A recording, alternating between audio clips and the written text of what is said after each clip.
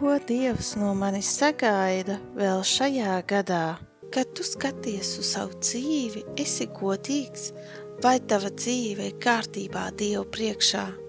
Vai arī tev vēl joprojām ir tumšas jomas tavā dzīvē, kur ir nepieciešams atnest gaismu? Ļoti daudz tiek runāts par ticību, labklājību, slavēšanu, lūgšanām. Mēs nevaram aizmirst vienu no svarīgāko, ko Dievs vēlas, ka viņa bērni dara. Dievs mūs aicina, ka mēs staigājam gaismā, patiesībā un mīlestībā. Dievs vēlas, lai mēs būtu patiesi, svēti un uzticami, ka mūsu dzīve nav nekārtībā, netīra, ka tajā nav grēka. Šī vēsts nav tikai priekš neticīgajiem, bet arī priekš ticīgajiem. 1. Mūzu 17.1 saka mums ticīgajiem: es esmu tas visvarenais Dievs, staigā sava Dieva priekšā, tad tu būsi taisns. Tas, ko jums šodien liekas zaudējums, patiesībā tas būs jūsu ieguldījums nākotnē.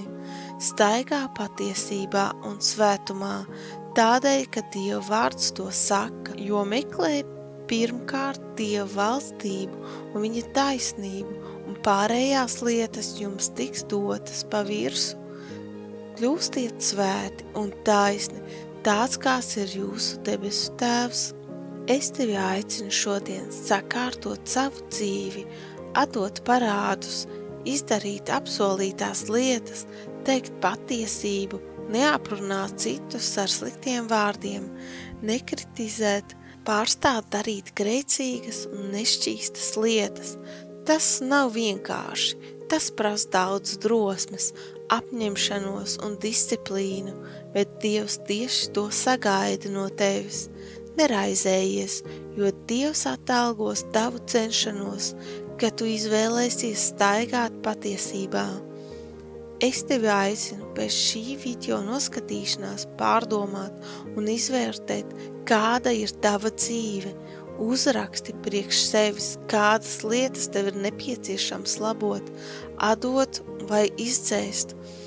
Uzraksti arī datumu, līdz kuram tu vēlies to izdarīt, kā arī varbūt citi veci ieradumi, kas ir tev iesēdušies, kas var prasīt ilgāku laiku, lai tos izskaustu vai labotu, bet nāc Dievu priekšā, un Jēzus var tev palīdzēt tikt brīvam. Ir laiks mainīties un atgriezties, kļūsti par taisnu un patiesu Dieva bērnu, uz ko var paļauties. Tavs ieguvums būs ne tikai Dievu priekšā, bet arī citi to novērtēs. Lūksim kopā.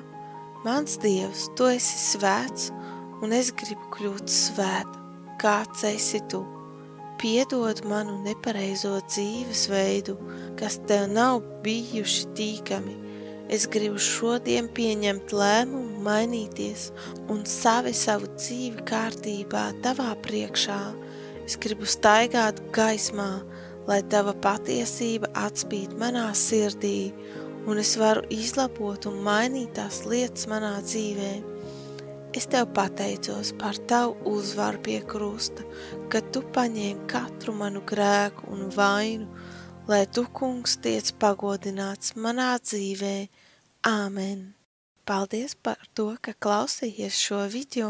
Es tevi aicinu abonēt to, tas ir par brīvu, kā arī nospied īkšķīt uz augšu, ja tev patīk šis video. Neaizmirsti padalīties ar saviem tuvākajiem, lai arī viņi dzirdētu šo vēsti. Esi svētīts!